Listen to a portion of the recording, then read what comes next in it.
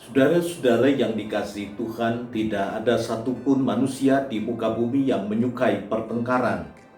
Sebab pertengkaran bukan saja melelahkan, pertengkaran sering menyisakan luka yang membuat hidup manusia semakin berjarak. Oleh karena itu, setiap kali persekutuan hidup dibentuk, kita semua pasti berharap, berdoa untuk dijauhkan dari pertengkaran.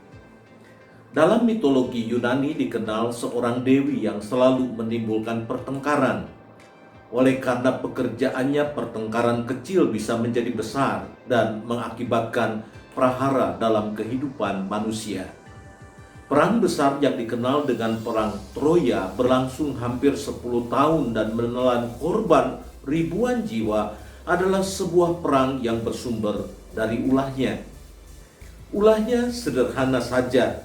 Ketika ia tidak diundang dalam sebuah pesta pernikahan antara Peleus dan Thetis, karena pemilik pesta tidak suka ada pertengkaran dalam kebahagiaan mereka. Eris marah. Ia berpikir dalam hatinya, "Kamu pikir dengan tidak adanya aku maka kamu dapat terlepas dari pertengkaran?" Lalu Eris mengambil apel emas dan ditulisi untuk yang paling cantik. Dilemparkannya lah apel itu ke tengah-tengah pesta pernikahan. Tentu saja orang-orang yang merasa diri cantik di dalam pesta itu saling berebut. Pesta yang tadinya penuh tawa lalu berubah menjadi gaduh karena 3 dewi bertengkar memperebutkan siapa yang tercantik di antara mereka. Mereka adalah Dewi Aphrodite, Dewi Hera, dan Dewi Athena. Untuk menyelesaikan masalah ini, Zeus memerintahkan Paris, pangeran Troya, untuk menyelesaikan masalah mereka. Paris memutuskan menyerahkan apel emas itu kepada Dewi Aphrodite karena Aphrodite menjanjikan perempuan tercantik di dunia, Helena, menjadi istrinya. Padahal Helena adalah seorang wanita yang sudah bersuami, seorang raja Sparta.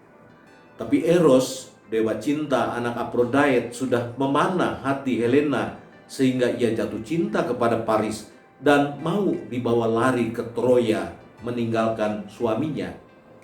Maka terjadilah perang besar memakan korban begitu banyak orang yang dikenal dengan Perang Troya. Para arkeolog melakukan penelitian apakah ini hanya sekedar mitologi ataukah ada bukti sejarah yang menunjukkan perang ini pernah terjadi di bumi. Sebuah penelitian yang menarik.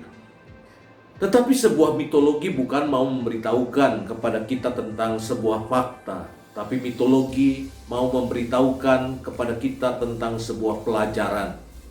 Prahara besar sering bersumber dari persoalan kecil, mengajak kita untuk memperhatikan hal-hal yang kecil. Sebab sering masalah-masalah besar bersumber dari persoalan-persoalan kecil. Kita anggap remeh, tapi ternyata menyandung banyak orang dan lalu bisa menghasilkan persoalan yang besar dalam kehidupan kita. Alkitab berkata demikian kepada kita, bahwa ada anggota tubuh kita yang bisa menimbulkan prahara besar.